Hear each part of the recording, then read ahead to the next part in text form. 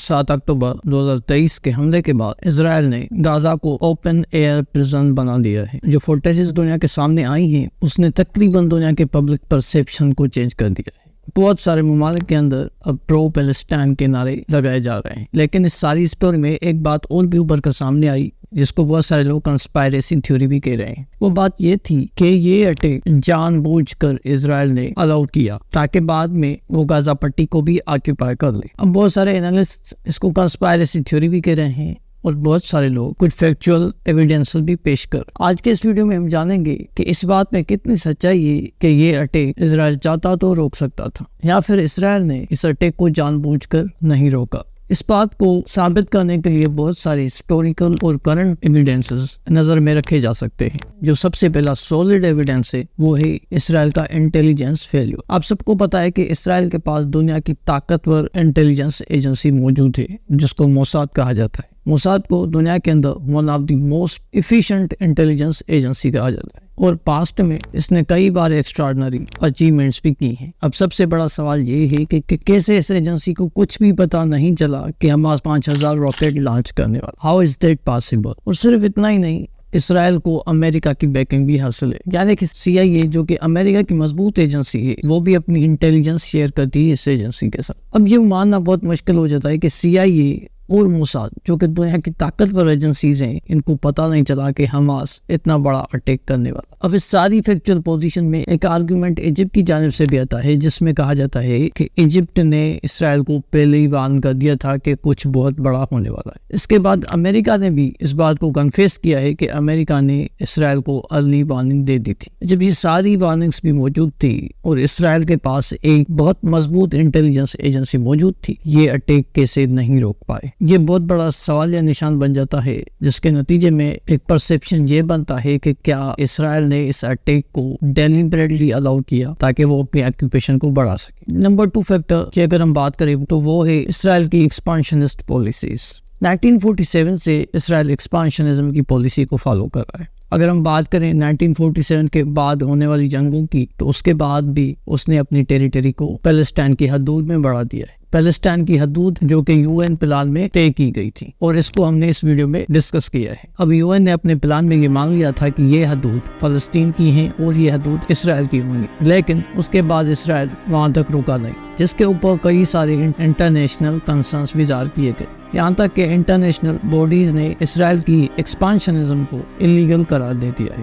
اس بات کا ایویڈنس اسرائیل کی بڑھتی ہوئی ویسٹ بینک کے اندر سیٹلمنٹ سے ملتا ہے۔ اب اگر ہم اس کی روٹس کی بات کریں تو اس کی روٹ ہم کو ملتی ہیں 1896 میں۔ اس وقت ایک جوئش رائٹر نے اس بات کا انکشاف کیا تھا کہ اگر جوز کو پروٹیکٹ رہنا ہے تو اپنی جوئش اسٹیٹ کریٹ کرنی پڑے گی، اور اس شخص کا نام تھا تھیوڈور ہرزل، جس نے اپنی ایک بک پبلش کی تھی۔ اس میں اس نے اس بات کو واضح کیا تھا کہ اگر جوز کو پروٹیکٹڈ رہنا ہے تو ان کو اپنی ایک اسٹیٹ بنانی پڑے گی، کیونکہ جوز کو دنیا بھر کے اندر بہت برے طریقے سے پراسیکیوٹ کیا جا رہا تھا۔ اور اس کے بعد جوئش اسٹیٹ کو حاصل کرنے کے لیے ایک موومنٹ چلتی ہے جس کو زائونزم کہا جاتا ہے۔ اس کے بعد یہ ساری چیزیں جو اسرائیل کر رہا ہے آج تک، جس کو ہم ایکسپانشنزم کی پالیسی کہہ رہے ہیں، وہ اسی کی ریفلیکشن ہے۔ اسرائیل چاہتا ہے کہ یہاں پر ایک ہی جوئش اسٹیٹ ہو، یعنی کہ یہاں پر کوئی فلسطین ہو ہی نہ، اور صرف انہی کی اسٹیٹ بن جائے۔ اس کے لیے اس کو مزید ٹیریٹریز آکیوپائی کرنی پڑیں گی، اور اس کو ایک سپورٹو آرگومنٹ بنایا جاتا ہے کہ اسرائیل نے غزہ اسٹرپ کو آکیوپائی کرنے کے لیے اس اٹیک کو الاؤ کیا۔ اور اس کی واضح جھلک ریسنٹلی نیتن یاہو نے خود ہی دی تھی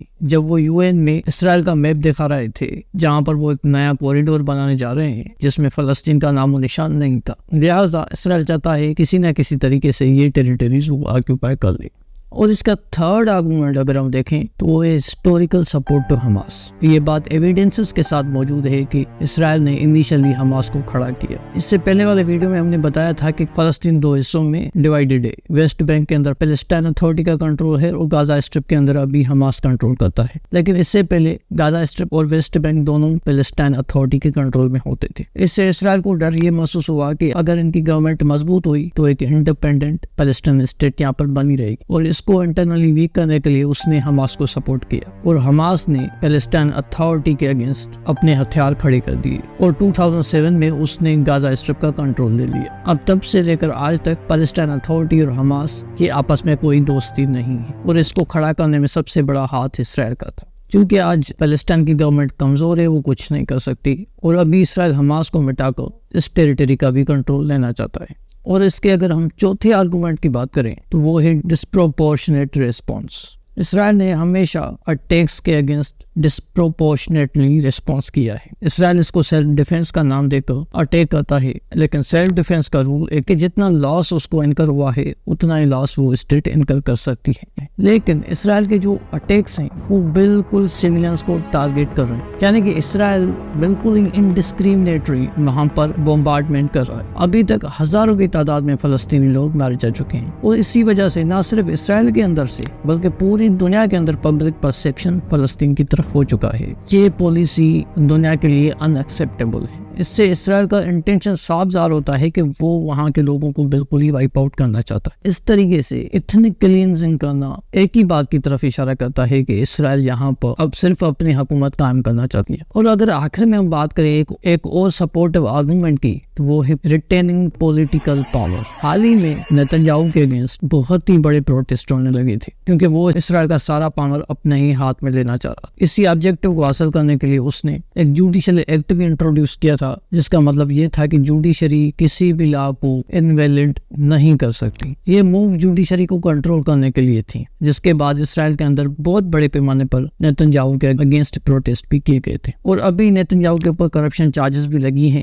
جس کے نتیجے میں ایک کنسرن یہ بھی تھا کہ نیتنیاہو کو پریمیئر شپ چھوڑنا پڑے گی، اور وار ڈکلیئر کر کے نیتنیاہو ایمرجنسی پاور کو یوز کر رہا ہے، اور اسی ایمرجنسی پاورز کو استعمال کر کے وہ اپنی پوزیشن کو اور مزید ایکسٹینڈ کر سکتا ہے۔ ابھی بھی نیتنیاہو کی اپروول ریٹنگ سگنیفیکنٹلی گر چکی ہے، اور یہ بھی ایک سپورٹو آرگومنٹ دیا جاتا ہے کہ اسرائیلی گورنمنٹ نے اس اٹیک کو الاؤ کر کے پبلک پرسیپشن کو موڈیفائی کرنے کے لیے ایک موقع کے طور پر استعمال کیا۔ اب یہ سارے آرگومنٹس ایک ہی بات کی طرف اشارہ کرتے ہیں، جس کے نتیجے میں یہ بات جنم لیتی ہے کہ شاید اسرائیلی گورنمنٹ کو یہ پتا تھا کہ اس کے اوپر اٹیک ہونے والا، اور اس نے جان بوجھ کر الاؤ کیا تاکہ سارے مقاصد حاصل کیے جا سکیں۔ تو یہ تھی ساری انالیسز اور یہ سارے ایویڈنسز تھے۔ اب آپ کو کیا لگتا ہے کہ اسرائیل کا انٹینشن کیا ہے؟ اگر آپ کو یہ ویڈیو اچھی لگی ہو تو پلیز سبسکرائب مائی چینل۔